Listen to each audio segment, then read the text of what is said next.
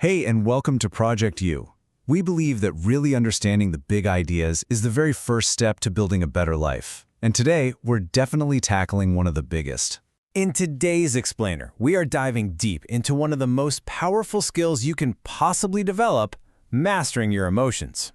Because it's all about making those small steps that, trust me, lead to big change. Okay, let's get into it. You know that feeling, right?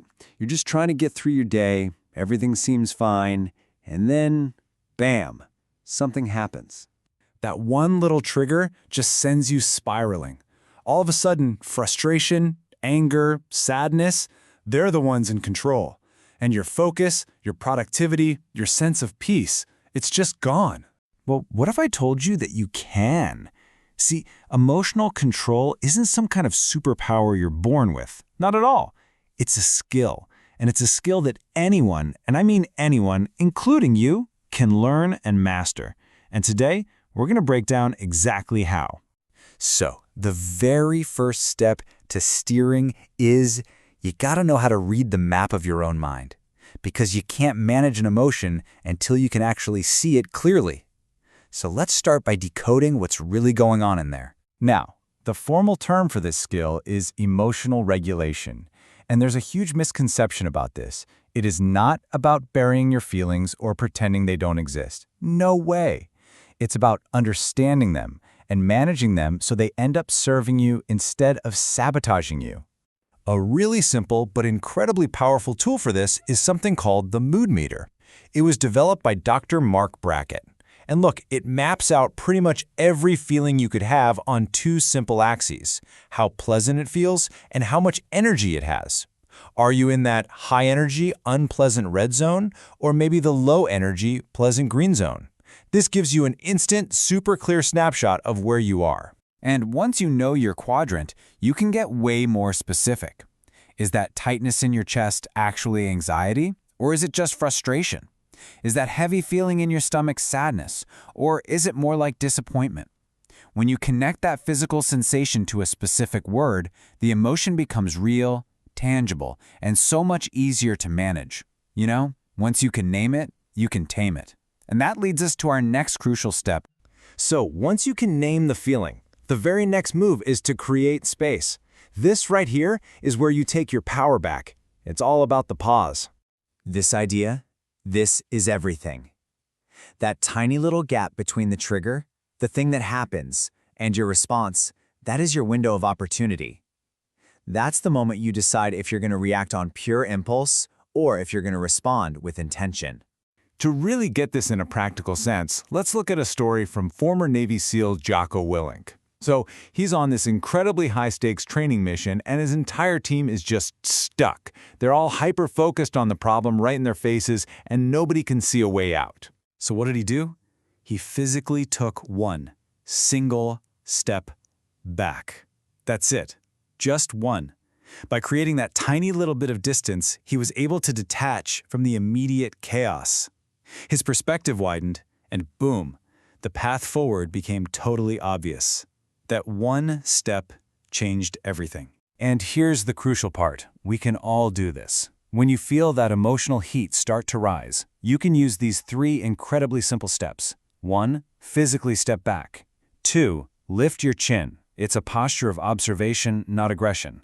And 3, and this one's huge, stop talking and just listen. This is how you create that powerful pause for yourself. Okay, so you've identified the feeling and you've created a pause. Now what?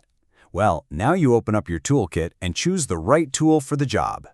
This next tool is, well, it's maybe the most important one in the entire kit. It's the critical separation between how you feel and how you behave. Look, you might feel angry, you might feel defeated, you might feel totally furious. That's all internal. But your behavior, what you actually do about it, that is always your choice. Psychologists call this next tool cognitive reappraisal. Now that's a sophisticated term for a really simple, powerful idea. You can change how you feel about a situation by changing how you think about it. It's all about finding a different story to tell yourself. And this is a legendary example of that in action. Instead of seeing a setback as a negative thing, Jocko Willink immediately reframes it as an opportunity. He just says, good. This isn't about, toxic positivity. It's about finding the tactical advantage in every single situation. It's a mindset that literally turns every obstacle into a stepping stone.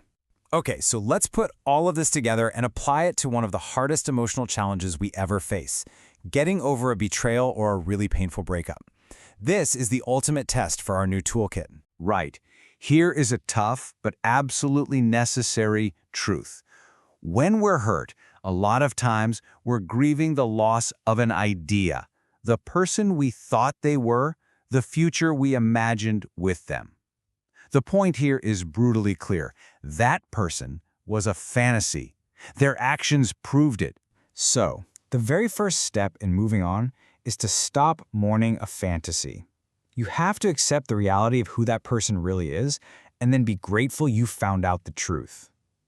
Every single moment you spend dwelling on what could have been is a moment stolen from building what actually can be.